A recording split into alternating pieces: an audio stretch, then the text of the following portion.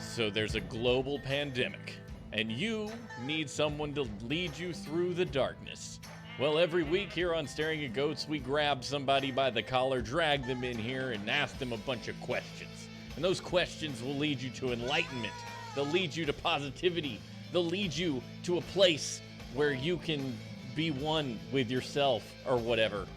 Hey man, it's Staring at Goats. Grab your gas mask. Let's get on this trail. I'm your host, Steven, joined as always by the amazing, the wonderful, the producer with the most Jacob. Ooh. And this What up? he's got his mask and everything. Are we if we're doing our max, then hold on, I got something. I had to. There we go. All right. Oh, audio listeners. That voice that you hear off in the distance is the one, the only, the streamer in his own right, Adam of Geekheim. Welcome to the show, Adam. We're so happy to have you this week. Thank you so much. I'm doing pretty darn good, all things considered. You know, I was a little bit worried when I have to come into this and do my talking about how things are going, that I'm going to make some people feel bad, but you know, that's the way things go sometimes. You'll be fine. Yeah. Oh, we'll be gentle. I'm playing bad cop today. Well, and let's be fair. If we haven't made them feel bad in the last 27 weeks, chances are there's nothing you could say to make them feel bad, because we've said just about everything we possibly could have said. I got you. Absolutely true. So, Adam, where do you hail from? What is your claim to fame? Let's know a little bit about you before we dive into our series of questions. My claim to fame? I don't know if I have a claim to fame. I am a Twitch streamer.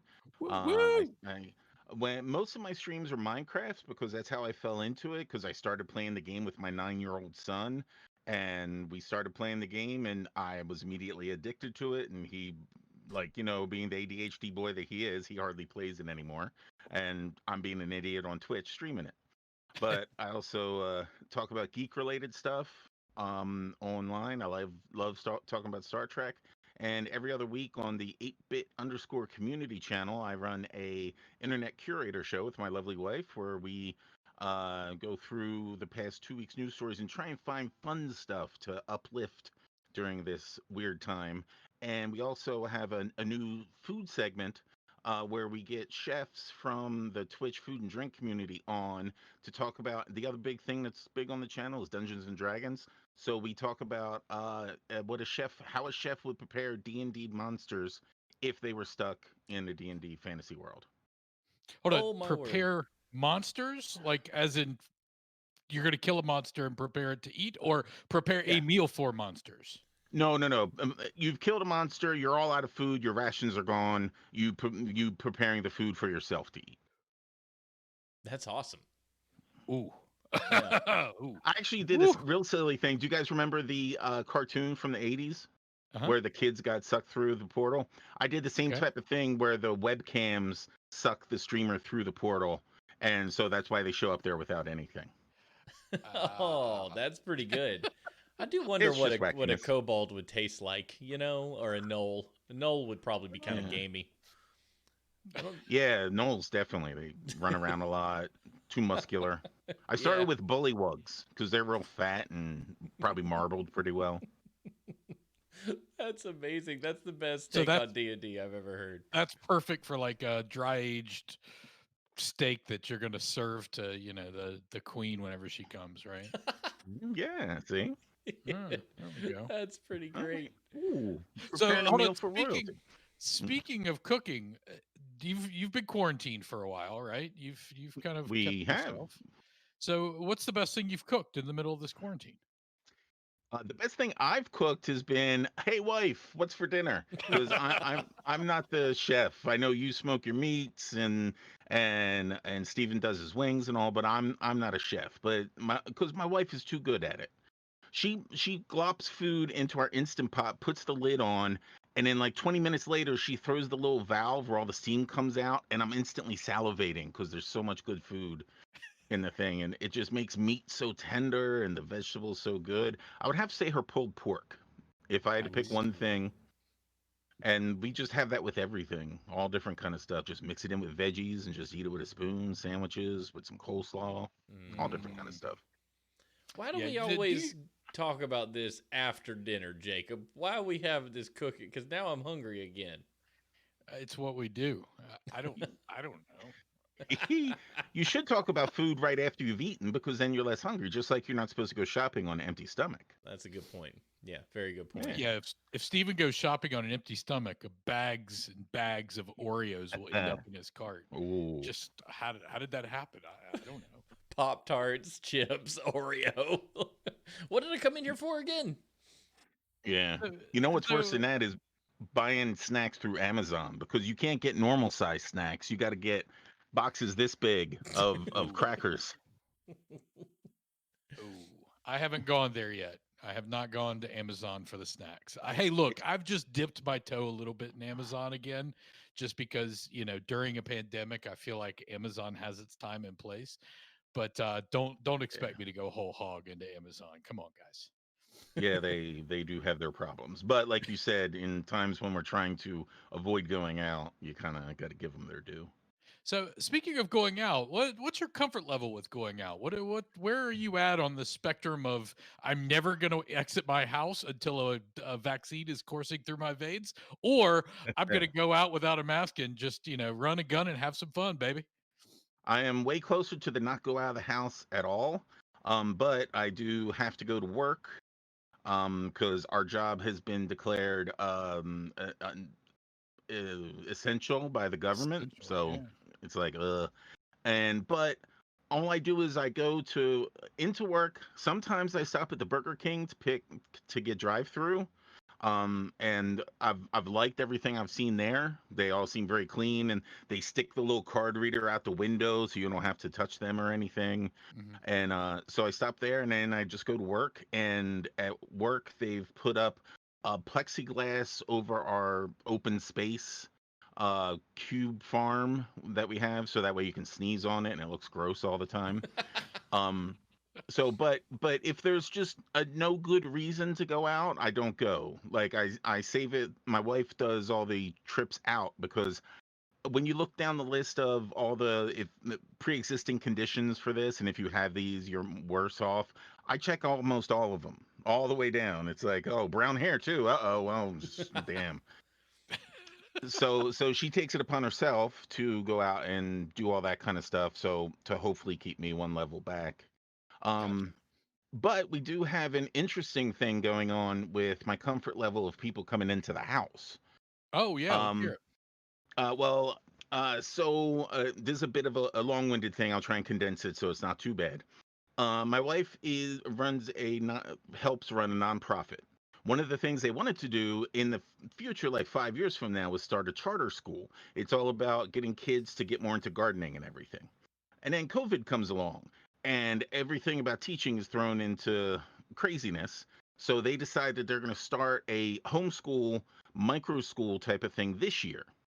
Hmm. And the first location that we had set for the homeschooling aspect of it fell through. So nowadays I have 4 kids in my house and 2 teachers coming in. Luckily, though, 2 of the students are mine, and one is our cousin that lives just down the street. And so I feel very good about them.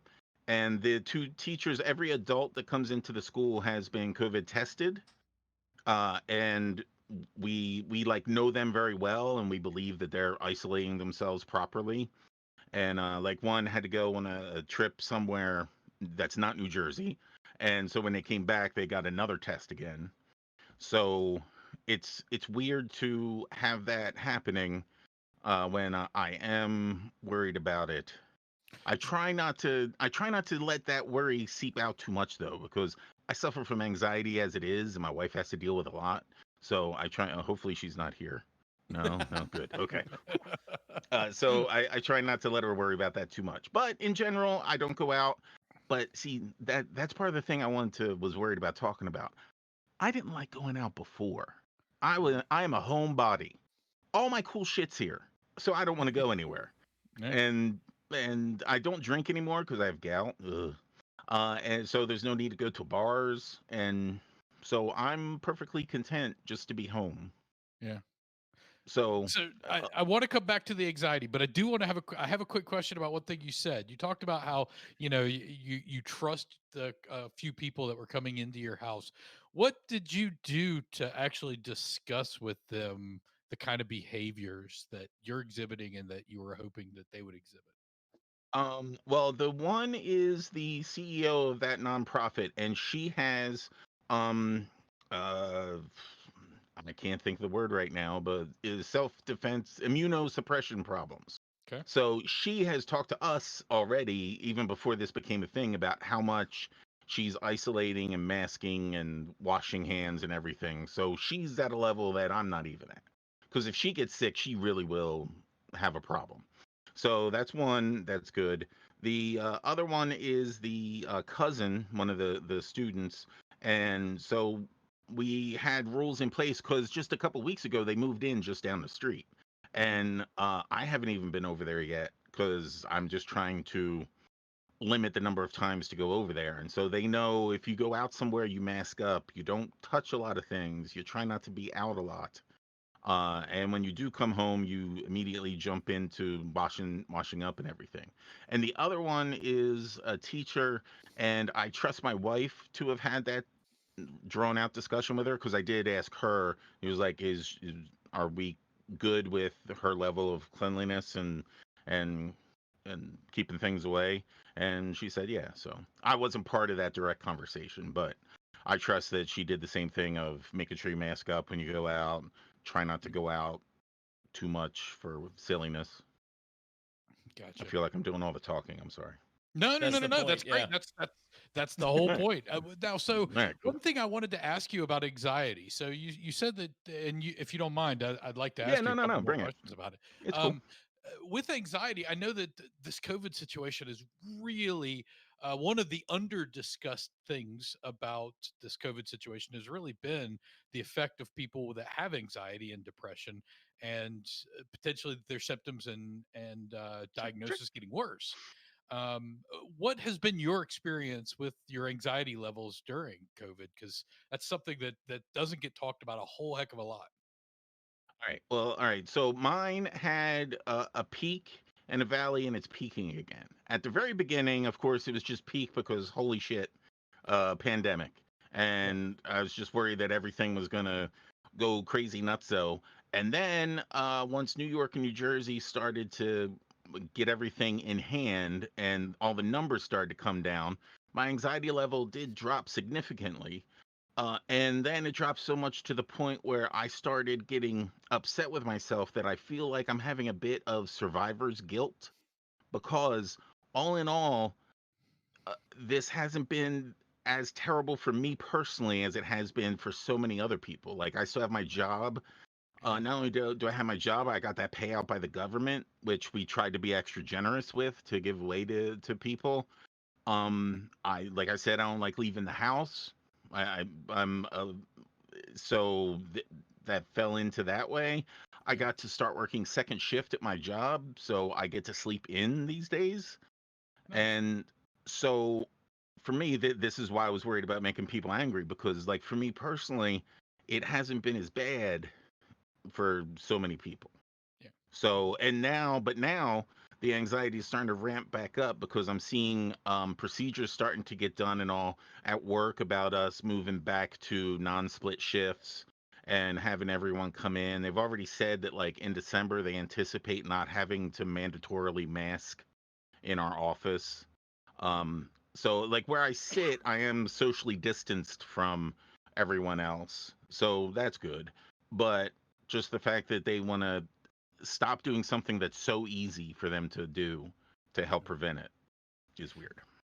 Do you think it's S costing the company a little bit extra cash to actually put these kind of safeguards in place for its employees, or why do you well, think they're talking about going back?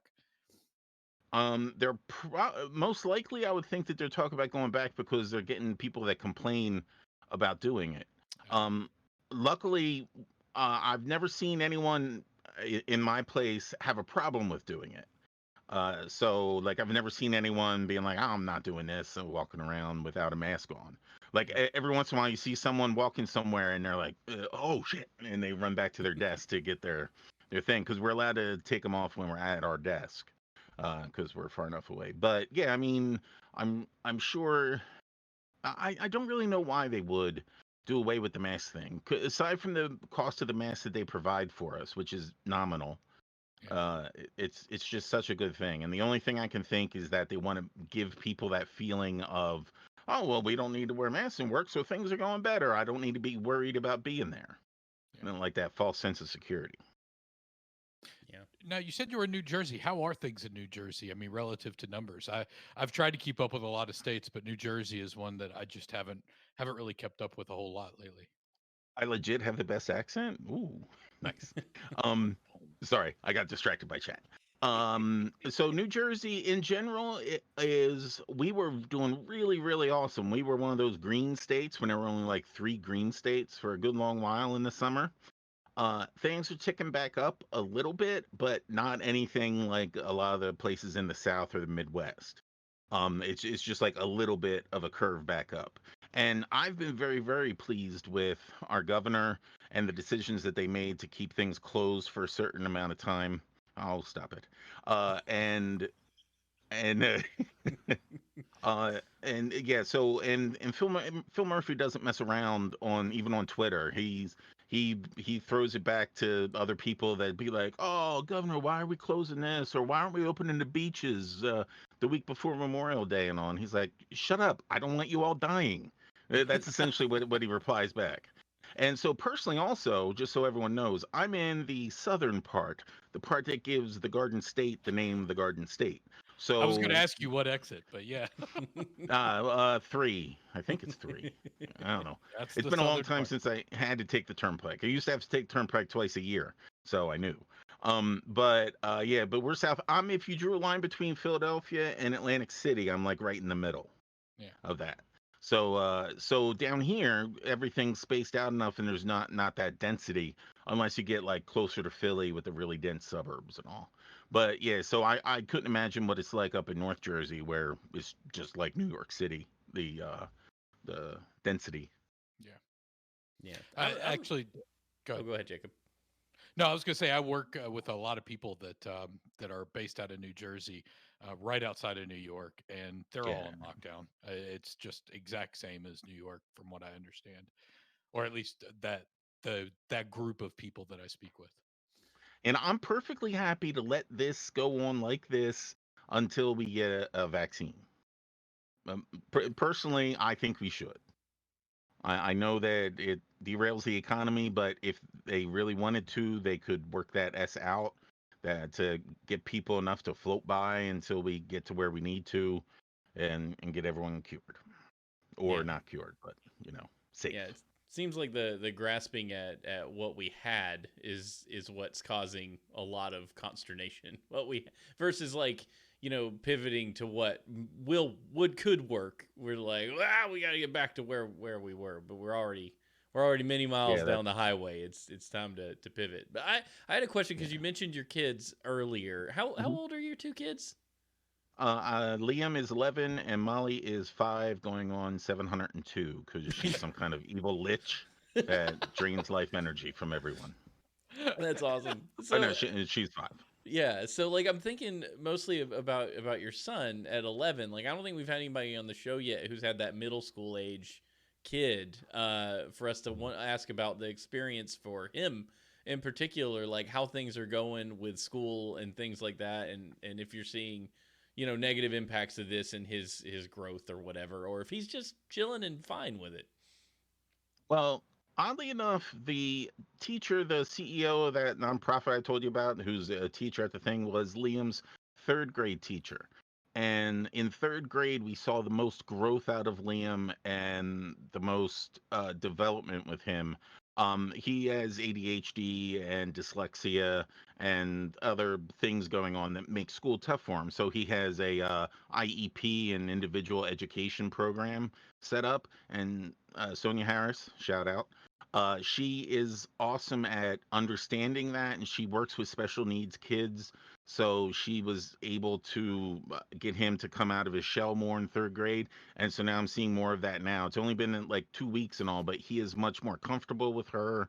And like I'm not hearing things like when he had to go to another school for fourth and fifth grade, that's like just dealing with the other kids because it's more like a regular class he's in there, and he just comes home sometimes and is like, such and such brought a knife to school today, or Oh such God. and such cursed out the teacher today, or, and it's like, oh man. So there's not going to be any of that here, Yeah. well, except Yeah. for his sister. Yeah, she sister brought a knife to school today. Well, that's it. That's at home. Where'd she get the? Is she in the drawers again? What's going on? Every night I go to bed, I fear I'm going to wake up and she's going to be hovering over my bed with a kitchen knife. Every night. This is why you only have one kid. I'm just saying. The second one could be a murdering Mm, psychopath. yeah, Uh, we did that wrong. We didn't know. The first just one was kidding. awesome. Your second one's gonna be awesome too. You're gonna be glad she carries a knife one of these days. Oh, let me tell you, I know that I don't have to worry about her. Like some dads worry about their daughters. I do not have to worry about her because she is going to take care of herself 1,000%. It's awesome.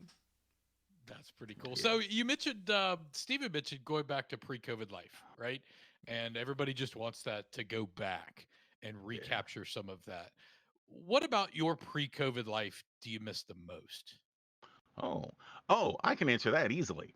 My lovely wife would take the kids and go out for a weekend day all together, and she would leave me at home by myself to be able to get something fun done for myself.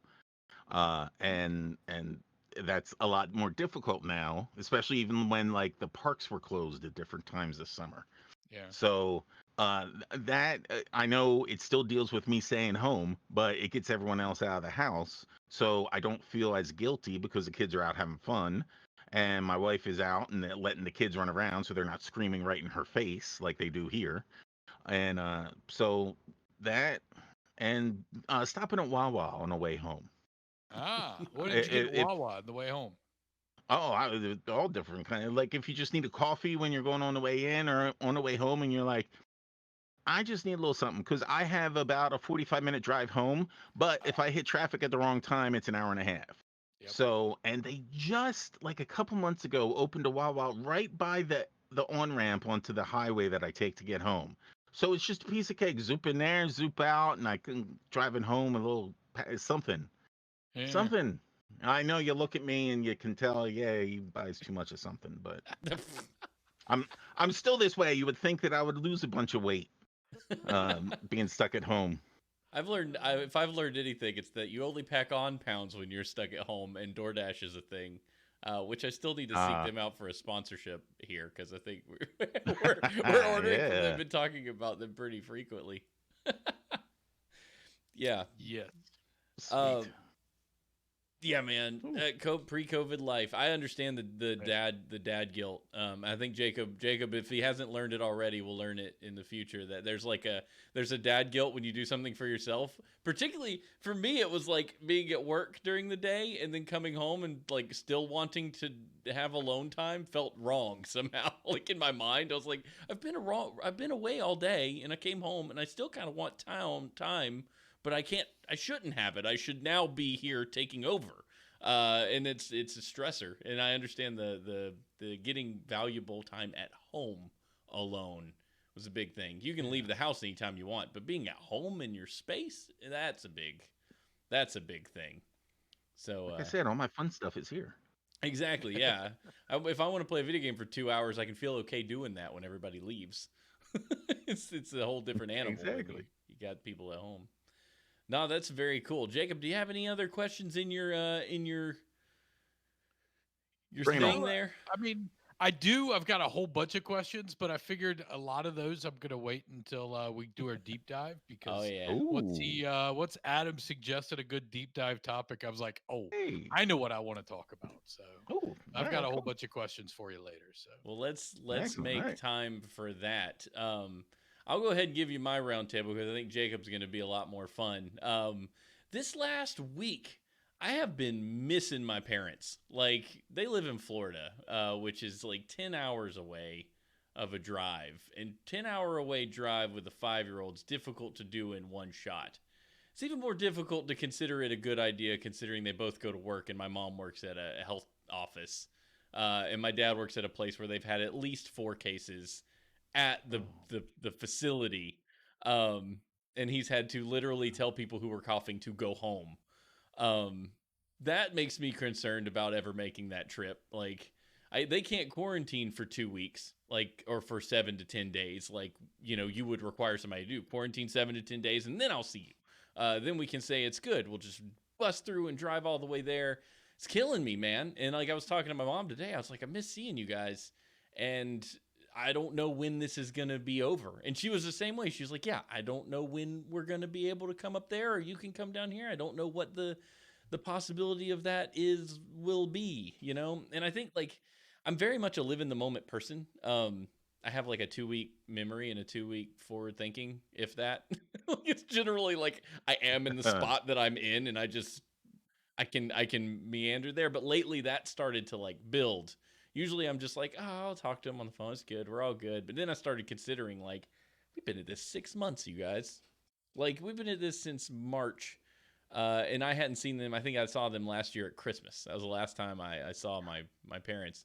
And I'm just like, I'm about done with this with this scenario, and I'm sure I will grow past this, just like I have with other things. But that's wearing me down. I see pictures of them at the lake with my extended family, my uncles and aunts who I adore. And I'm just like, sure would be great if we could just do that. That would be the best. Um, so yeah, I have a somber roundtable this week because I'm dealing with those heavy emotions at the moment. It's a struggle. It's a struggle to get through. But talking on the phone helps. FaceTime helps. I know they want to see their grandkid. That also sucks. Yeah, it's just, I mean, everybody's in this boat. Everybody's in the same boat. Well, everybody's in the same ocean. We're all in very different boats. Some people are in yachts. Some people are in dinghies. I think I'm in like a pontoon. Like if I had a choice, I'd say a pontoon would be a good boat to be in because you can jump off of it Anyone into on the that water. door with Rose from Titanic? Yes, there are people on the door with Rose insisting Those that are the other people that I people feel can't bad fit. for. Yeah. Yes, Oh, it's absolutely. okay. I'll remember you. Go away. Yeah. But yeah, that's me. That's where I've been feeling here in a minute. I'm sorry, buddy. Yeah, Eh. and I think everybody can sympathize. I mean, everybody's with you. I mean, hell, but my family hasn't even met my son, and he's turned six Yeah. months. So yeah, and it may or may not happen in the near future, and it looks like it may not. So it's heartbreaking to know that you can't have your parents meet their grandkid, Yeah. and even if you put safeguards in place, it's still not enough sometimes, right? So it's a difficult situation. Me, I think I'm going to talk more about football because the last That's three yeah. weeks NFL has happened, right? And this week we just got an announcement that the first team really had some serious numbers of COVID outbreaks. I think the Tennessee Titans were the team, and they played the Minnesota Vikings this past weekend. And so both teams are on lockdown this week. They shut down their facilities. They even talked about postponing the game that's coming up, the upcoming game this coming week. Um, Notre Dame is another team that's starting to see some major rises in number of cases. So they've got roughly almost half of their player base quarantined currently. So they're not talking about whether or not they could even play next week. So we're talking about some major COVID related stories in football. Now, granted, they're pretty isolated so far, but we heard Ed Orgeron last week talk about how most of his players have already had COVID. So yeah, football is back. We are seeing some incidents. I'm gonna reserve a whole lot of judgment about it until we get a little further down the season and we see kind of how many and how much is affected by some of these incidents. But what I will say is this: I haven't enjoyed watching football. Really? I don't know why. I just have not enjoyed it. I knew Oh. So whenever I first started watching football, it was a family thing. My dad always had sports on in the background, and so I always kind of gravitated towards sports. And I was an athletic kid growing up, and I went to college and had college athletics going through my veins, coursing through my veins. So I mean, I was always an athletic person, and I gravitated towards watching it too. I realized very quickly in my 20s that I was watching sports to really have that sense of camaraderie with people. I mean, I'd go watch football games with friends. And sometimes fantasy football would kind of come along with this, but it was always about friends and hanging out with people and enjoying a game and a beer and just enjoying time with folks. And football always was secondary. And I don't think I realized that quite like I've realized that recently. Um, I watched a half of a football game this past week, and I was just kind of like, meh. There's not a beer in my hand. There's not a buddy that I can harass about the game and talk shit with. And it made me realize that I watch football primarily to hang out with folks. And that's one thing I truly miss is hanging out with buddies and doing things like going to a bar and watching a game or going to somebody's house and enjoying an afternoon of eating shit and drinking beer and just laughing over their jokes and the football games going on in the background. And yeah, sometimes I'd get into the football game, sometimes I wouldn't, yada yada yada. But all in all, that was the reason why I was there. And it's sad because I even watched my team play because I'm an Indianapolis Colts guy, so I was actually able to watch some of the game, and I'm just like, meh, and they were winning, so I should have been Yeah. happy. So I'm like, this is great, meh. It's kind of mediocre. So I don't know what's going on with me in football, guys. I'm struggling with it right now. It feels ephemeral. Like it doesn't feel real, I think. Like the football feels like it's in a cloud or somehow distant from what's actually happening, and it's not.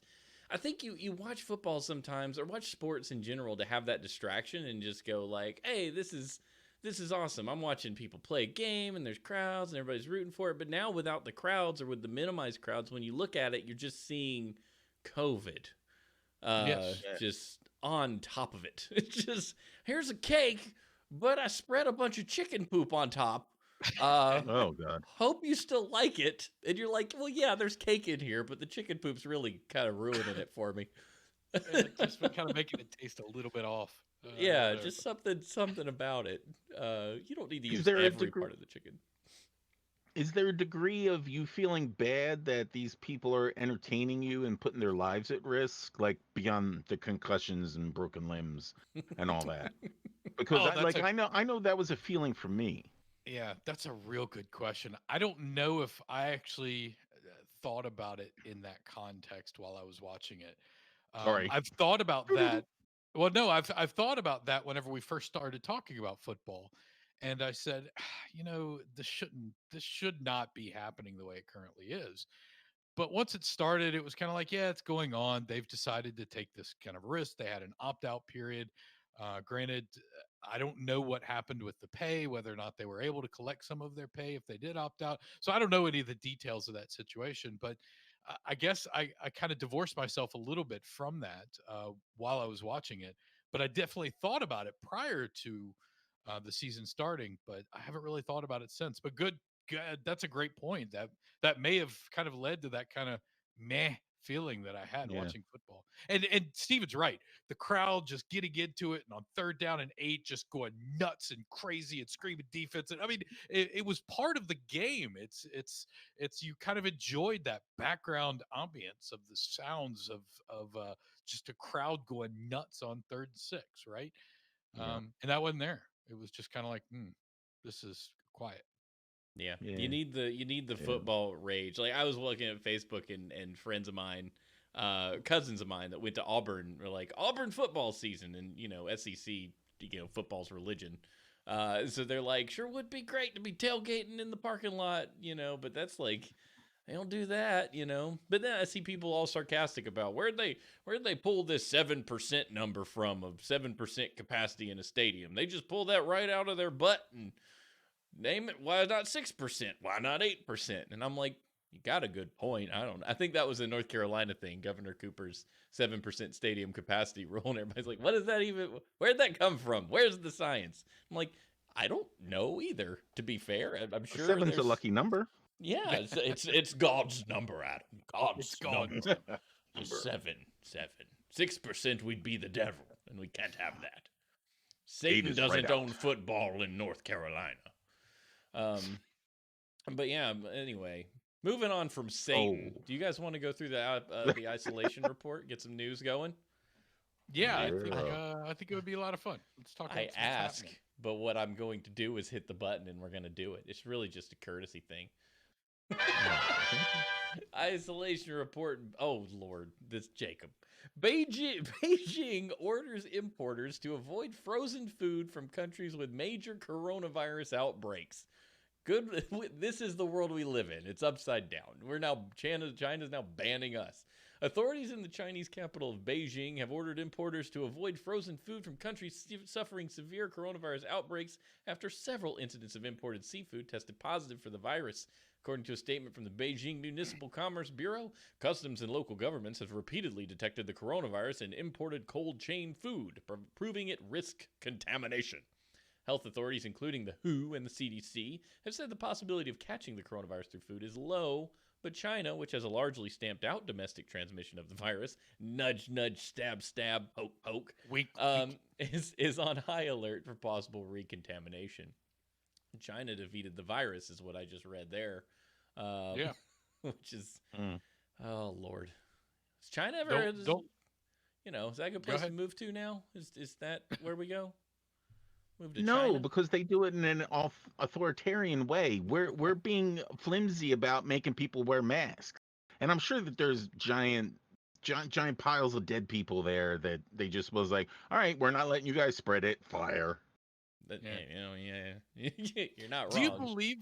you believe the reports that China and Russia, especially, I think it was brought up last night, but do you believe the reports that maybe China and Russia are under clubbing here on the total numbers? Oh yeah. I think it's probable. I mean, I think governments lie. That just seems like a normal thing. So yeah, I think they're probably undersharing their numbers. Yeah, I mean, they'll- we grew up in the Cold War era, or post Cold War era. So our expectation of governments across those kind of lines would 100% lie to each other, right? So yeah, the assumption there is they're lying, right? Chernobyl, dude, like that went for weeks. We tried to uncover what the actual thing was. Yes, they're capable of lying, they're capable of covering up, and they're capable of sharing stupid bad numbers with people. I mean, according to Putin, Russia doesn't have any gay people, which is completely asinine. Yeah. But that's what they say, and we don't have gay people in Russia. Yeah, okay, whatever, crazy man. But we're not talking about that. We're talking about the next story. That's Yeah. right. We're talking about sexy birds. With less noise during the coronavirus lockdown, Bay Area sparrows sang sexier songs. All right. Scientists have taken to the Bay Area armed with recorders to listen to birds while the noise pollution has been cut by less travel due to COVID-19. They've noticed that the male white crowned sparrows are singing songs softer, with more notes and with more pitches. These are contrasted with other recordings taken before the pandemic. The birds are also able to sing more quietly while still having their songs travel greater distances. The songs are even sexier in a way that they give the females more information about the potential mate. Our findings illustrate that the behavioral traits can be changed rapidly in response to newly favorable conditions, indicating an inherent resilience to long-standing anthropogenic pressures like noise pollution, said the lead researcher from Knoxville, Tennessee. That's pretty great. I I wanna like to imagine that they've gone from sounding like Geddy Lee from Rush to sounding like Barry White. Barry White. Mhm. Yeah, I was going to say the same thing. Nice. Marvin Gaye over there singing sexual healing. Tweet, baby. I want to know who figured this out, and like who termed it that it's sexier songs. Was there a researcher just listening to the bird song and was like, "Oh, I'm getting flush. Yeah, I'm Oh, getting- what's happening? Oh, Is it hot in Oh. here? So I hi, mean, Yeah. guys, Whew. I hate to tell you this, but I don't think that the sparrow is singing to make you think that they're sexy. I think they're doing it for the other species.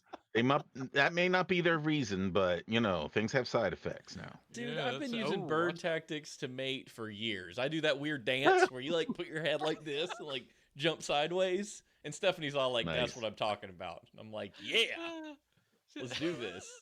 So, in other words, that's exactly what the researchers were talking about. Never Yes, mind. I stand corrected, There we guys. go. See? have you ever met bird researchers? I mean, come on.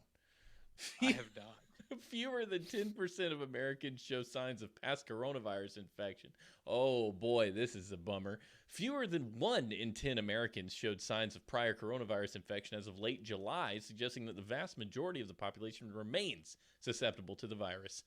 Researchers arrived at their findings by studying the prevalence of coronavirus antibodies in a group of randomly selected dialysis patients across the country.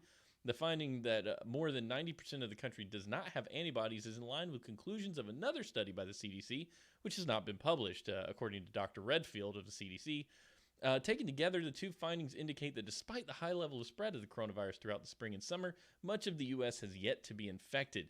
That means the country likely remains far off from herd immunity, which is at 75%, which reached when enough population has developed protection against the virus. Eli Rosenberg, an epidemiologist at the State University of New York at Albany, raised the question of whether the population of dialysis patients truly reflects that of the general population. Me and Eli Rosenberg had the same question as I was reading this article.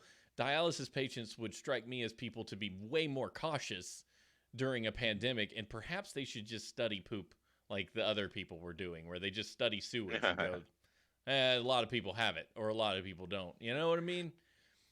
Yeah, but I think they were able to get these patients probably readily and easily, and they're going to come Yeah, they in got their quite blood running through a machine They're already. just passing it through. And on top of that, Just- the CDC did a separate study that wasn't involved in dialysis patients and confirmed the same results. So I think that he doesn't really have that great of a point now because of the CDC result. But I agreed with you whenever I first read the study, and then I was like, oh well, the CDC did a much larger study without dialysis patients and more of a general population, and they confirmed the same results. So that just confirms that the population is okay to do a test on. So where are we at right now, Jacob, with the how long the antibodies stay in our system? Like So, what's our current conventional wisdom? well, great question. I don't know the most recent details. The last I heard was we made it past 4 months. I heard that we're on our way to 6 months now, and that was about a month and a half ago. So who knows? Results may come out saying that we can make it up to 6 months, but um, also it could be different relative to the vaccine and how long antibodies stay generated by a vaccine and how long antibodies stick around based on an actual infection. So right now, I think there has been some data out there from South Korea saying that 2 to 3 months may be where it's at. There's some data coming from Iceland that says no, it's actually more like 4 plus. So I think we're probably in the 4 to 6 months range, meaning that if this is a seasonal thing, you might only need 1 shot per season. If it's a year-long thing, you might need 2 shots per year or two doses per year, depending on how many shots come per dose and those kinds of things. But right now, we just don't know. I mean, it's only been Yeah. 6 months really since we've been doing this study. So the max we could even talk about at this point would be 6 months based on just how long it's been around. So, but the one thing that I'm wondering is, what if a large population got it early in March and early April? The antibodies may be out of their system by late July when this testing was done. It very well could have been. But again, we weren't talking about a massive outbreak in the U.S., except for in New York State, and really, Yeah. New York City was really where the outbreak was in March. So, for this study to actually, if it was 2 to 3 months, I would say it it needed to happen probably in August or September.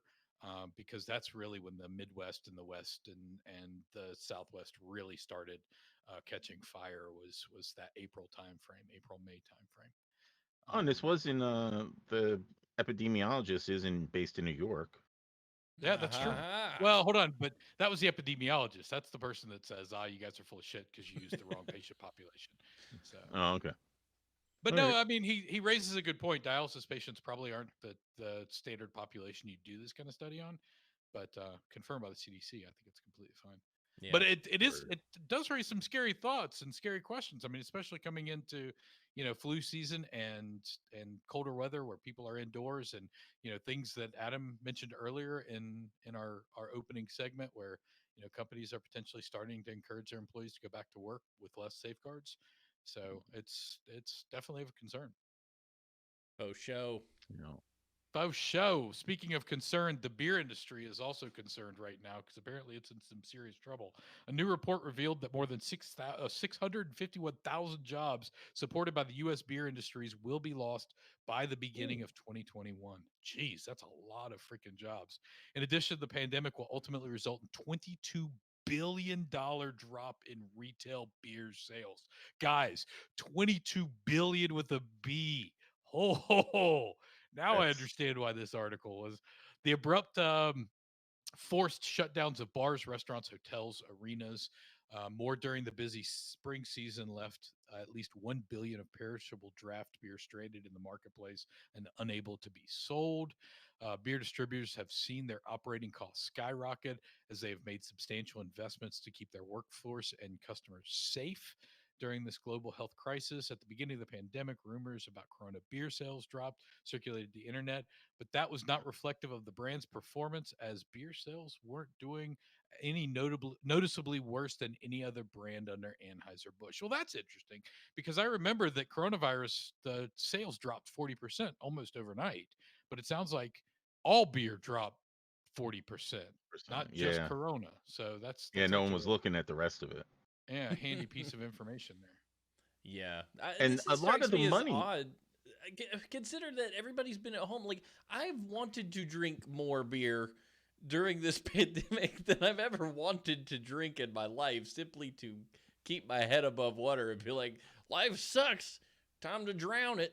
You But know. have you?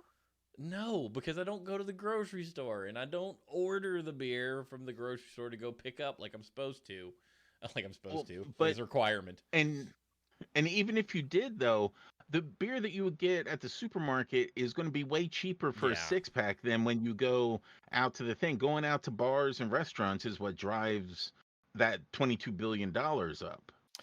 Well, is it? I don't know if it is because that's going to be your beer sales. Is that retail beer sales? So yeah, you're right Yeah. because that actually comes to the bar's bottom line. So yeah, you're right.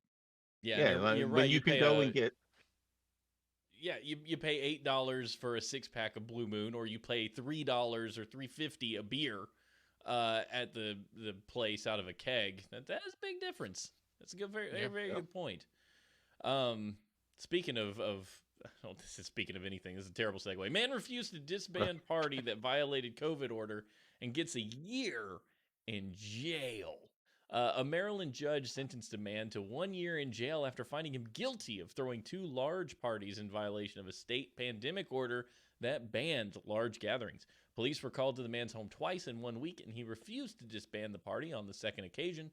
Sean Marshall Myers, 42, legal troubles began when multiple officers responded to his residence for the report of a large party, violating Governor Larry Hogan's order, in which large parties were strictly prohibited. Beyond being argumentative, Myers directed his guests to stay in defiance of orders and the officers' lawful orders to disband the party. Officers tried to reason with Myers and obtain his cooperation to no avail. Myers was then apprehended. Myers was found guilty of 2 counts of failure to comply with emergency order. But my freedoms! This one is kind of wild. Like, I mean, I know it's an executive order. And I guess that's law when it's executive order and you're executing the law. Some people believe that some of these executive orders are mere guidelines. If they defy them, come at me, bro. I'll get a lawyer. And that may Well, have been what this guy was doing. here's the real shitty thing about this story that I edited out, and I do apologize. But the really shitty thing about this story is, before he actually went in front of a judge, they actually pulled the executive order and said, "Okay, now you guys can start gathering in crowds greater than 50 in Maryland." So while he was being sentenced, he could throw a party for 50 people. Oh, Yeah, but he couldn't at the time. If it's illegal at the time, and they don't grandfather you, they don't make it what do you call it? Retroactive. We'll make the law retroactive, so a bunch of people get out of jail because it was like terrible. Like, oh, you can only have missionary position with your wife on Sundays, and then they arrest people for that. Come on, Adam, don't shake your head like you don't know. Weird laws we took a exist all turn over somewhere. this country. Sorry, I was doing I'm a in different Jersey. show. We let anything go here. That's true. Except pumping your own gas. Don't come at me with that because that's a whole different. That's crazy pants. Yeah, these hands never smell like gas. Thank you. In the winter, I'm warm. In the summer, I'm cool. It's all good. Just sit in your car, wave your arms, and try to get an attendant over. Well, speaking of which, you're going to be telecommuting. If you wouldn't have to pump your gas in the Bay Area because you're going to be telecommuting, because Bay Area may require telecommuting even after the pandemic. That was a terrible segue. I fumbled that all around. Great. I apologize. No, you're great. You're great. In the San Francisco Bay Area, the Metropolitan Transportation Commission voted to move forward with a proposal that requires people at large office-based companies to work from home 3 days a week as a way to slash greenhouse gas emissions from cars. It's all about the larger package of ideas that is meant to define what the area should look like by year 2050. Some companies in the Bay Area have embraced the work from home life, but others paid millions for campuses that are expect their employees to come in. They want me to cough and say Apple. That's what I wrote this, Jacob. I wanted you to cough and say Apple. The idea faced ridicules from some tech CEOs, with Doug Moskowitz, who's the co-founder of Facebook, saying, "We tried nothing, and we're all out of ideas." In general, Mayor Libby Schiff says that they've had positive feedback from the community about the idea. I think it's great, man. Let's rock and roll. Work from home 3 days a week. So I approve of the companies making that decision. I'm not sure that I approved of local government deciding for a company that you have to require 60% of your workforce to be at home on any given day. That's the libertarian coming out in you right there. It is that I believe that the freedom to decide whether you go to work or not belongs to you and a discussion with your company, and the government really has no place in telling that company you cannot have your giant building that you paid so much money for go with 30% occupancy every day. I mean, that is insane. Like, I understand the principle of the idea. I'm not against the idea of telecommuting. I think I think it's a great idea. I think it saves the government. I mean, there's the environment. I think you saw in China the pollution reduce, or in LA. Where was it that the pollution reduction was so high? LA and China, both. It was both. LA and China, my word, the greenhouse gas emissions were reduced exponentially when everything locked down. So it clearly has an effect. I would rather see, like, let's continue to push for renewable energies. Let's continue to push for cars that don't require gas or as much gas. Let's continue to push technologies. Let's just not say everyone stop driving and stay home. That especially in a local town like that, when you're talking about a multinational companies that work in the Bay Area, saying like, well, your people in the Bay Area can't come to work, but your offices all over the country, they can do whatever they want. It seems like an overreach. And I know there's a lot of folks that are Steven's a crazy libertarian man. Like, but this particular issue just grinds my gears a bit. He's grinding his gears. Yeah. Well, a couple things. First off is you always have to have a small test case somewhere. So the Bay Area is taking upon themselves to be the test case to see how this works. And personally, my personal feelings about climate change and the things we have to do, the government is going to have to step in and make proposals like this and enforce things like this just as much as they enforce that you can only have X number of people in a building because it's unsafe if it catches fire and everyone can't get out. To me, those two fatality things are equal in my eyes. We're going to have to start doing lots of stuff. Definitely all that other stuff that you were saying, renewable energy and all that other stuff, definitely do all that. But where we can change things like this, we have to. So I'm not sure if they're equivalent in my eyes. Whenever you went through it, I'm like, I don't know if they're the same. The reason why is Mm. because if you're talking about like fire marshals and things like that, you're talking about an episodic event that if it did go wrong, it would be a catastrophic event to those specific individuals. So if you're talking about violating fire ordinances and fire codes, you're talking about something that's happening as an individual event. You're not talking about a holistic solution that I think the former actually refers to. That's something that I think most people can get behind you whenever they say, okay, we're going to have to try to figure out some way of curbing our emissions. And this may be an opportunity for us. Let's go ahead and figure it out. But I'm not sure it's on the same episodic level as a fire taking out a building. All right, I can understand that, but I see my beliefs are the first three floors of the building I'm in are already on fire. I Yeah, think we're it's a in the good. middle of an episode that's hundreds of years long, Sure. but we're at a spot where we have to start doing something to stop this. Yeah. So Well, what that's why I'm willing to go further.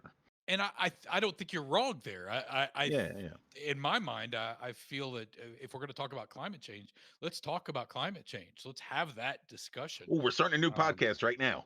yeah, there you go. We're on it, yeah. But Staring at what? clouds. Welcome to the show. Yeah, that's right. Staring at Whoa. clouds, staring at dark clouds at this point. Yeah. But here's my question about this, and this is the Bay Area. So if they're going to force people to telecommute, isn't that kind of like cutting off their nose to spite their face? Because essentially what they're doing is saying, okay, our residents now are our companies are that reside here are going to be forced to telecommute. Therefore, their uh, workers could pretty much live anywhere they want. And all of a sudden, what's going to prevent them from moving to Hawaii like Haberdorf or North Carolina like Steven and just telecommuting from somewhere else and just saying, okay, we're not going to pay your local taxes anymore because it's through the roof over there. I mean, the cost of living in San Francisco is ridiculous. And so I feel like if they're going to give these high paying people an opportunity to go anywhere else, that's a good opportunity for them to get themselves out of a ridiculous market and into somewhere that's probably a little more affordable. You're right, and the companies are they're talking like 60% requirement. I think was in the article. 60% of your workforce is required to be at home on any given day. And I mean, if I only have to be at work 2 days a week, like a company can still instate like you have to be local because we need you here those 2 days that you're supposed to be here. But they could Mhm. also be like, dude, I'm saving so much money on my housing costs. I can fly in for those two That's days right. and rent I'll and fly have in on That yeah. Sunday and work until Wednesday, Yeah, and then because that you defeats fly the whole home. purpose. well, yeah, like what if you had four developer friends and you're doing your thing and Apple's like you have to be here those 2 days? You'd be like, hey, why don't the four of us go in on an apartment and then just fly in from wherever we want to be for the Yeah. 2 days we have to work here. I mean, that's not Or that worst out of case reach. scenario, drive in for 3 hours, 4 hours, 6 hours, Right. stay in a hotel one night, work 2 days in a row, and then drive home. I mean, I've got a guy that I'm currently working with who commutes from Raleigh to Charleston, South Carolina. That's about 4.5 hours every single week. Ugh. And he's like, I don't mind it because I just, I have to work there for a couple days a week, and then I come home and I'm able to work from home the rest of the week. So why not live where I want to live and work over there? Yeah. I have to stay away from my family for a couple of days, but so be it if I get the other 4 days off or 5 days off or however many he does. I had a buddy I So, used to work with. He flew to West Virginia from California every week. That's oh, just what he did. So he would oof, fly. He had a contract. They paid him butt tons of money to get on that plane every Sunday night or whatever. Fly over, fly yeah. home Friday night. And it was. I'm like, why are you doing this? He did it for years. Like, would they just like not? Why don't you just move? It's like it'll be easier. Yeah. But let's get But into the these deep. high, Oh, go ahead, yeah, Jacob. these high market areas, San Francisco, San Diego, Boston, New York, etc. I I think it's great that they would like to try to figure this out, especially places like LA, and try to make this mandatory. But I'm not sure that their market, their economic market, could survive something like this long term. Because I Yeah. think Og and Chat makes it right. Everybody would leave if they had the opportunity to. Because who could afford a $1.5 million home in San Francisco? Yeah, but Yeah. the government there is doing the right thing. They're overshooting for what they can get, and then the other people are like, "Oh, that's crap. We could do this maybe," and this is what they really wanted in the first place. So That's a good that's how point. negotiations work all the time, You're saying that unfortunately. we're going to shoot for the stars and maybe we'll hit the moon. That's what you're saying. Exactly. Yeah. There you go. Yeah, and I mean, hey, I don't want to sound like the guy who's all anti-climate here. It's not that. I agree with you about the Oh no, no, desperate yeah, I changes and understand. stuff. It's It's the approaches. This one just rubbed me the wrong way. But yeah, something has to be done. Some decisions have to be made. And some enforcement must be in place. I get it. I get it. word. We just got to find the way there. But let's deep dive, gentlemen. Let's do this. Let's talk about let's talk about the lasting changes. Because I thought this was an interesting topic. Which one of you guys brought this one up? Was it Adam or was it Jacob? Which one? Adam brought it up. What? Wait. Oh, sorry if this tanks the show. No, you couldn't No, this possibly. is a fantastic one. I'm excited to deep dive into this one. Yeah, so we're Yeah, talking about so post-COVID life. We're talking about okay, once the if I know it feels like such a pipe dream. Once this goes away or we accept it it will. or whatever needs to happen, what lasting effects do we see? Adam, what did you have on your mind? Um Well, the big one that sent you into a tizzy was that school days are essentially going to become a thing of the past. At Snow least days, yeah. enough, yeah, at least enough snow days where it becomes a problem at the end of the school year. Yeah. Yeah. Because now that they've established that we can do some kind of teaching from home, the kids always have something to do. Do you think we're transitioning more toward a teach from home virtual classroom type of reality? Or do you think that once this kind of settles down, people start getting the vaccine, everything will go more toward in person classes? I think we will go back to more in-person classes, but I think the process has now begun for them to start looking at some students that can do it from home and them starting to like separate a little bit and having some people that can be homeschooled but through the public school system and some people that still go in because there's some parents that Oh, that would like be interesting. yeah because I think that they could still do it and maybe just like what we were talking about with San Francisco. Maybe like 3 days they work from home. They school from home, and the other 2 days they go in. So that way they're still getting the social aspect of it, but the buildings will be less crowded. So it should be cheaper to run and all that. Well, So I'm a big proponent of remote stuff. yeah, that's interesting because if you look at where we're at in North Carolina, it's Stephen and I, one of the biggest discussions here, how are we going to be able to accommodate the huge rise in population and the students that come along with that rise in population in our local area? Because our infrastructure is already bursting at the seams relative to schooling. So they're talking about trying to build more schools and increase the size of schools and put the trailers out there in pods and all these other kind of crazy ideas. And this is one where I haven't really thought about it, but if you do 2 week on, 2 week off, or 2 week on, 1 week off, or kind of track out, but track out in a virtual way where you can have different tracks at different times and at the school in person and virtual at other times, that would be a pretty intriguing way of trying to accommodate the bursting at the seams that we're experiencing. So that I haven't really thought of it that way, but I think that would actually be an interesting thought process to go through. I like to Yeah, I think think it would be a about great this idea. as yeah, as like you have those moments when someone like pops the cork on the wine bottle and is finally loose and it's yay, this is great. It's kind of like they were forced to learn a tactic or a thing that we never would have done otherwise. I think the move to virtual schooling would have been considered preposterous for years. And we've been forced to do it and proven that it can work. It's sometimes rocky, it's sometimes a mess depending on your local education system and their funding. But it can work. And like you were saying, Jacob, buildings aren't scalable, man. Like they just aren't scalable. We built a giant high school that just this was the year it's opening, and there's no one in it. Hmm. Brand new, flipping. They tore down the old one, built a massive one with a parking garage to accommodate Townhouse Central here where I am. where And every it time you blocks turn, the sun as it's going down. About 4 o'clock, you can no longer see the sun at so Oh, no. Steven's house because the high school, the monstrosity, it blocks. His It's grass isn't shades. growing anymore. yeah, it's the what's that book, that kid's book, Wayside Stories from, or Weirdo Stories from Wayside School or whatever. The school is built vertical. I'm That's going right. off on a tangent, but yeah, I think that what we've seen is that I don't know that we do go back. I think you're right, and I wasn't a tizzy about snow days. Snow days is a rite of passage for children. It's the only joy they get out of a school year is to stay up all night waiting for their county to get listed on the out of school, and then go, yes, I can play Mario Kart all night, and that's great. And now parents go, freaking gotta stay home. Kids can't go to school.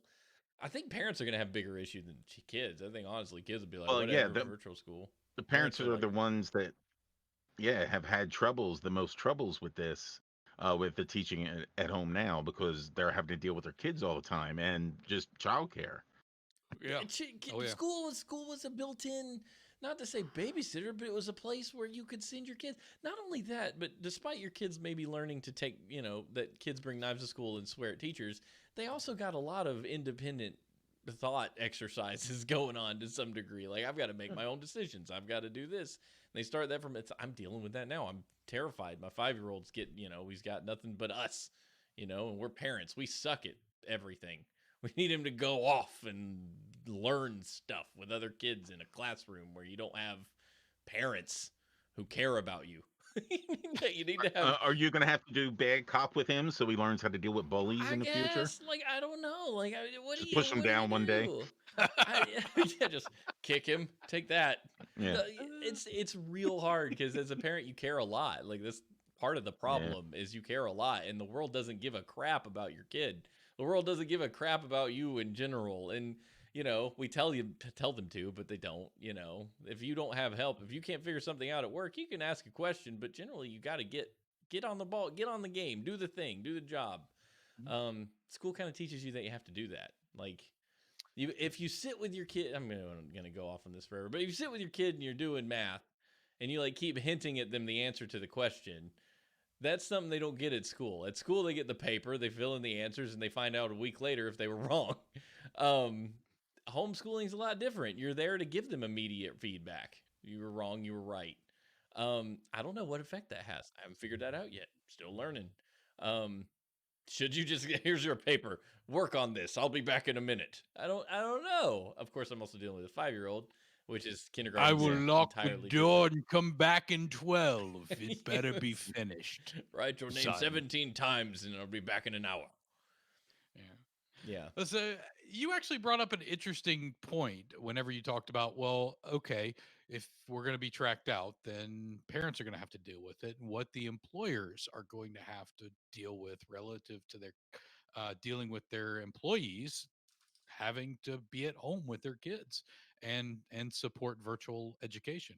I know from where I work, our building has gone to that 30 to 40% occupancy target. And we're hitting it. We're achieving that. So to do that, most of us are either working from remotely or working 2 to 3 days at the office, 2 to 3 days at home. I'm one of the people that work 2 to 3 days, 2 days usually in the office, 3 days at home. However, I got to tell you, we had a meeting, I guess it was last week, where we discussed all of the building wide projects and our trajectory. And I'm shocked at how well our building is doing with the number of people that are working remotely. The number of projects have increased. The number of on-time projects have increased. The productivity has actually gone up.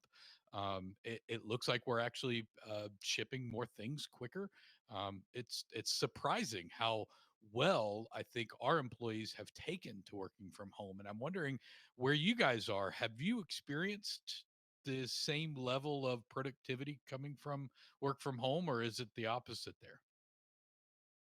Well, I haven't noticed too many changes company wide. I know that personally, I feel like I'm being more productive because it's different because like you always had an allotment of work that you had to do, and you're like, well, if I don't get that done today, like, I can finish it up tomorrow and all. But now you have an allotment of work to do, and it's like, oh, well, if I get this done, I could, like, slack off the rest of the day, kind of thing. So then you hammer, hammer, hammer, and get it away and wrap it up quicker. So I know that personally, I feel like I'm being more productive at home. And I enjoy not having to look over my shoulder all the time to see that the boss is like standing behind me looking what I'm doing, and just being treated like an adult is wonderful. Yeah, I know. For us, we've been really productive, and some of that, like in our quarterly reports that come out, like we're the diamond in our parent company's portfolio. It's like this purchase we made for a lot of money a few years ago is turning out really well, even in COVID. And it's a lot of it is our company's been distributed throughout the U.S. and the world for years doing work from home. Some of our top developers have always worked from home. So I think some of that is just in the DNA of our company to operate that way. We've got a lot of high performers that don't come to the office, never have come to the office. They're just nerds. We just hire nerds that want to do this work. Yeah. And that makes a big difference in terms of how it works. So that's the weird thing. Like, I think for us, there was a lot of people that came to the office. I think you'll see more people that decide to continue being at home. At this point, I'm so used to it. I don't know that I'm going to go back. I just can't. I can't see hauling my crap back into the cube and going, here I am again. That commute just. I mean, we've gone down to one car in COVID times. We sold our second car, so if I want to go to work, I got to try a lot harder. So it's going to be a long walk. You think they're going to get that option? Yeah. Oh, yeah. From your job? Yeah, absolutely. If you want to work remote, it's never a question. Like, oh, you want to work remote? Okay. Good. We need room in the building. Go home. What do you think you're going to do with that building? Do you think buildings like this are going to exist long term, especially in like downtown settings? I read one. Go ahead. No, go ahead. You finish your question. No, I was just going to add. I read an article this past week about how New York City's occupancy relative to commercial buildings has gone way down, and work from home is a real thing there, obviously. And so they're talking about how they're not able to rent some of these major buildings that they spent millions and millions of dollars building.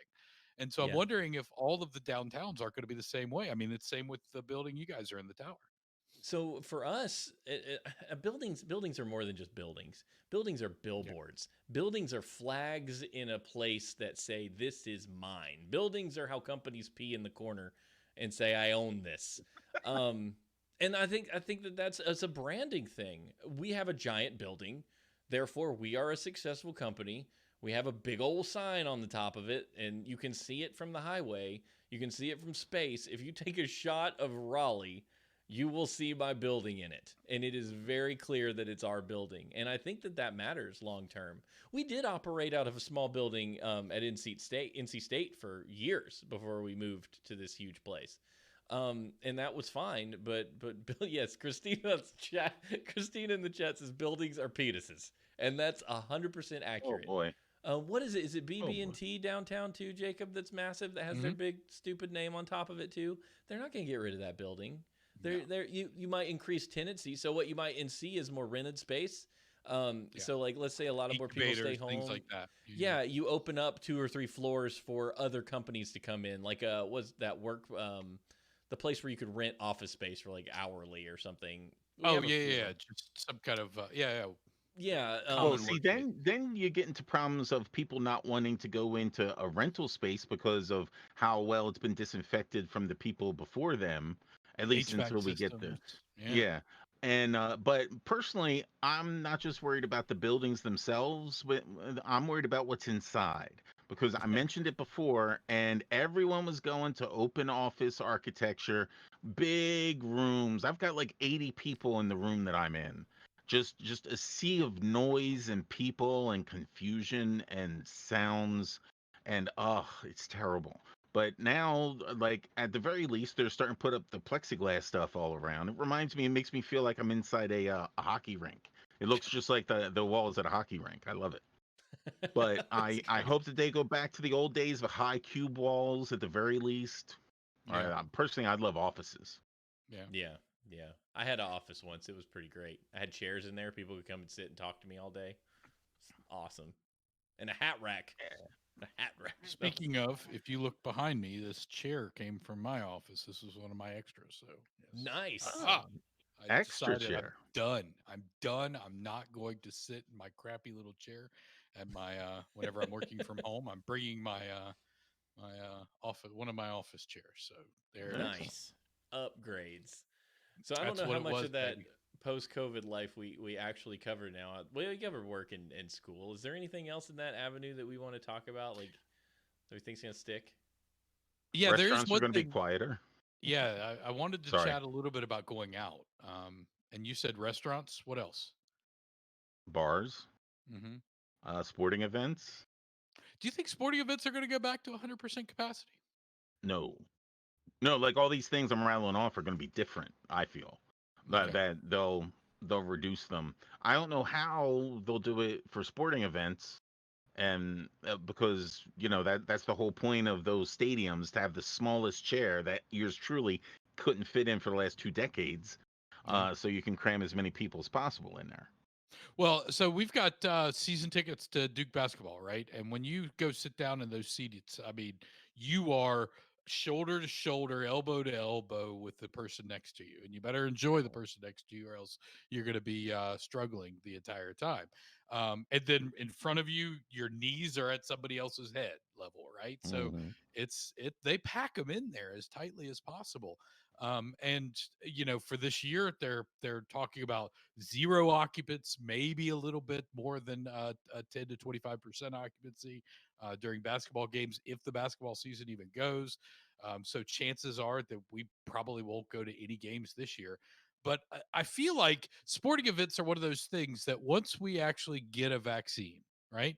And once we start getting to that herd immunity point and people actually start buying into the vaccine, I feel like the sporting events will actually come around. The question is not whether or not they'll allow people to come in. The question is whether or not people will go. Because I do know for me personally, every time I leave here and go somewhere, whether it's to a gas station, whether it's to a grocery store, whether it's anywhere. I mean, I'm gloved up or I'm masked up. I'm ready. I'm rocking and rolling. And I hate being around people. I swerve. I try to avoid even bypassing people. My mentality has shifted during this, and I'm waiting to see what my mentality will be when all of this we achieve herd immunity, when we actually have a vaccine. That's what I'm curious about. I've seen you in action, Jacob. You're not going to be okay when this is over. It's going to take you I some don't think so. time. It's going to take you some time. It's going to take me some I time. think so. I carry a little bit of anxiety, and by a little I mean a lot, depending on the situation. And I mean, I get nervous. I have to talk myself into doing stuff. Like, we've been getting groceries delivered, and I just realized today, like, do we need to pay that premium? Maybe. I'm just, it's an absolute freak out.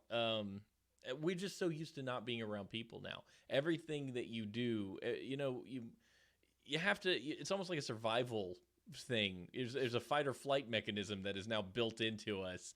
Like, to question leaving the house is like a bear is charging at me. I need to make a decision. It's not. It's not just casual. We can't just leave. I want concerts back. I want concerts back. So I'm a music person. I need to go to shows, and like, that's not going to happen. I've been listening to musicians talking about, like, this is our craft. We write, we share. And one of the ways we share and know people like it is by going to shows and seeing them sing the songs back at us. That's how we understand that what we're doing is good. And I feel for people like that. Comedians, man, there's actually charities open for comedians now to try to feed them, because people who've made their living doing comedy make their living on the road. Yeah. Album sales in comedy aren't what they used to be. Doing shows on the road is can be lucrative. I mean, I would go see Bill Engvall again, right? Yeah. Sure. I mean, it's the funny thing is those kind of shows you don't. It's not like, oh, we've got to go see this. It's, hey, look, that person would be fun. Let's go check them out. Let's see. Let's go have a beer and some wings and enjoy a laugh at the end of the night. Instead, you're going, is this worth my health and safety? Yes, Well, and that's but where I want to ask. Yeah. with stand-up comedians, I don't understand why they don't just stream their things every weekend. I would They're pay. cocky. They're egotistical. They need the feedback. It's not the same doing Hmm, comedy to a camera. They can't Yeah. let's see how build. cocky they are when they can't eat. Right, but I understand that. But like the energy in the room is what makes a comedian funny. Yeah, That's right. Like that's why they added laugh tracks to television shows, or that's why they had live audiences because they needed people at home to feel comfortable laughing. And I mean, sure, like the Netflix specials and stuff, you laugh with your friends and everything, but they're in a room with other people laughing. Yeah. Otherwise, a guffaw is reduced to a, huh. You know what I mean? Like internally, I think that's yeah, hilarious. yeah. I Well, guess that's and true. Good. go ahead. Yeah. No, go ahead. The late night shows, I've definitely feel like all the hosts for the late night shows when they're doing their monologues and all, at least definitely at the beginning of the summer, they were all like, I don't know how to do this without people reacting to me. Uh, Yeah. set up punchline. Is this It's very going good? robotic. Yeah. So, So but like they go good. ahead. No. Go ahead. No, I was thinking that like, but eventually the more they kept doing it, the more smooth at it they got, and like now I think that they're kind of almost back to where they were. I feel. They exercise their streaming muscle. Yeah.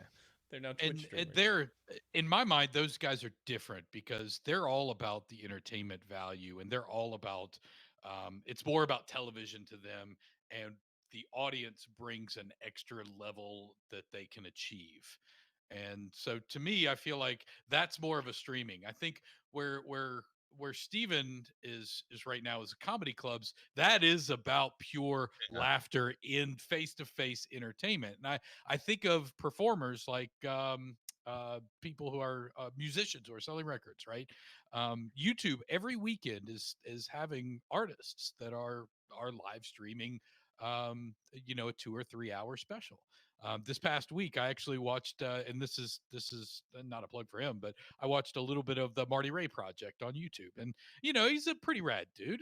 He does some really fun covers, and that's pretty much all he does. And he might have made a couple grand in donations, but we're talking about that's their livelihood. The way they make their money is to tour. They don't make their money off record sales. That's how the record company makes their money. They make their money on packing out seats in stadiums. And if all they could do is reduce that to a couple $1,000 here or there, whenever they do a live stream event, these smaller musicians, these um, lead bands and opening bands are gonna struggle because all of a sudden they're scrimping by making a couple grand every couple of weeks instead of making the 50 or 100 or however much they're making by opening for some big act, right? So yeah, artists are really struggling from what I'm hearing. Yeah, for sure. For sure. Well, guys, we are well into our third half hour here. I was thinking about our second topic, Uh but we've got a lot of time in the next month to talk about that. Unless you got some strong feelings about Halloween. oh. Um, No, my strong feelings is we're just gonna buy candy for our kids and be like, here, and most Knock on likely they'll be every okay. door. We'll still make them dress up. I mean, we won't make them; they'll want to.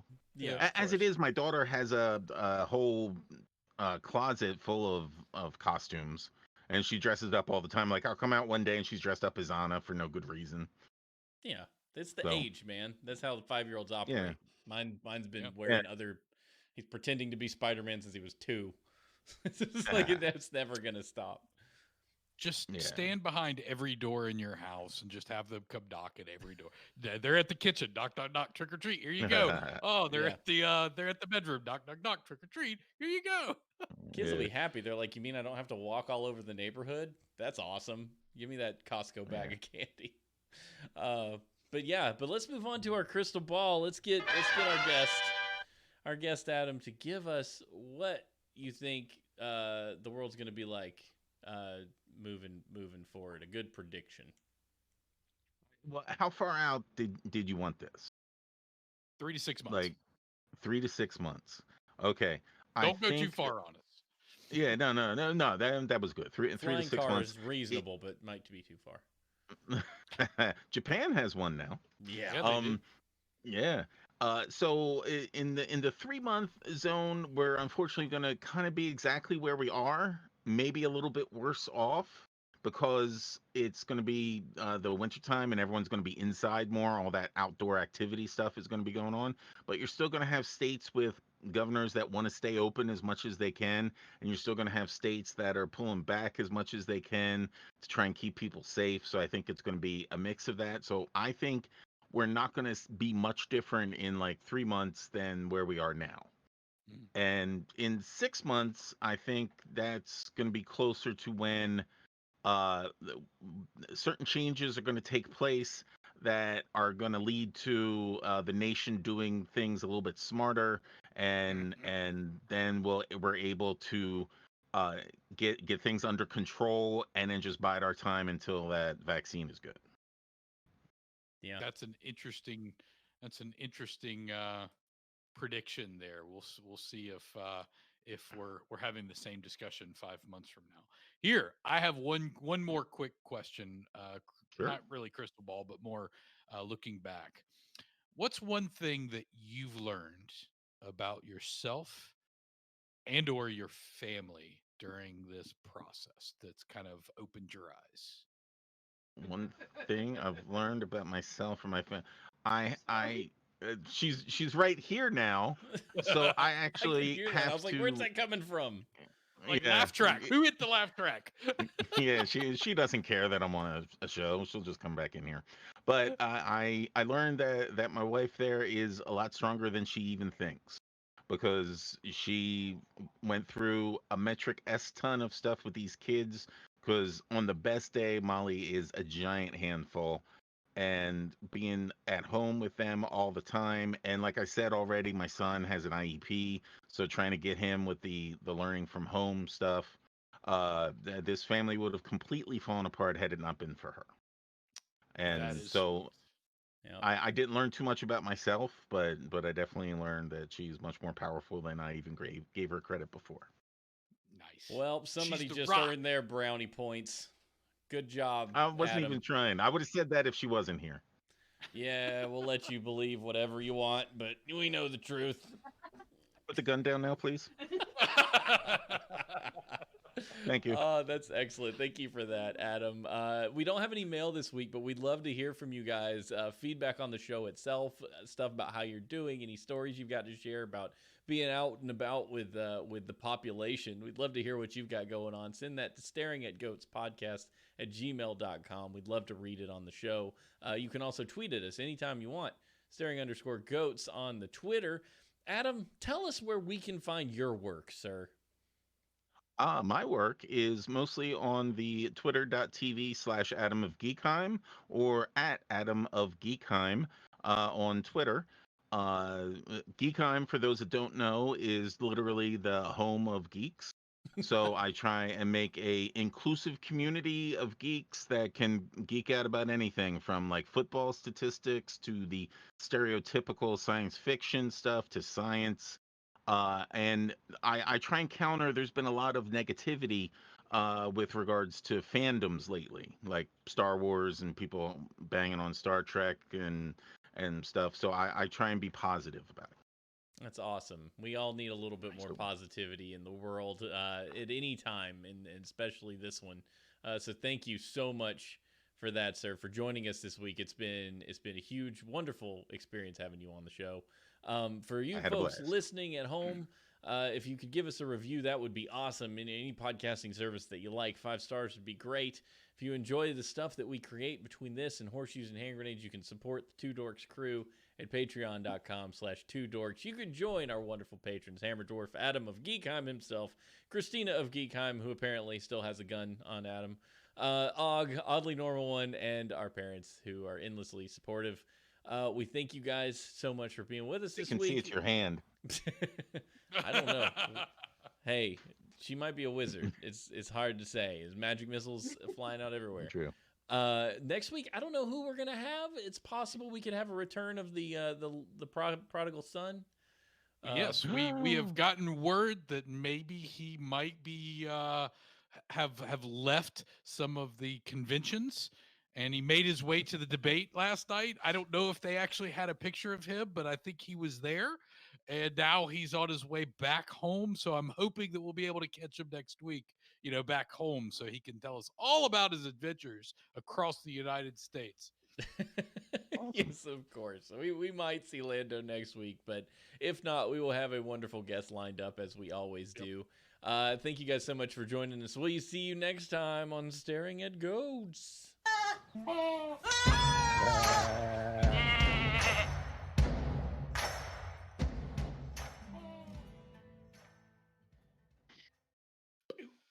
Boom! Showdown! Yep.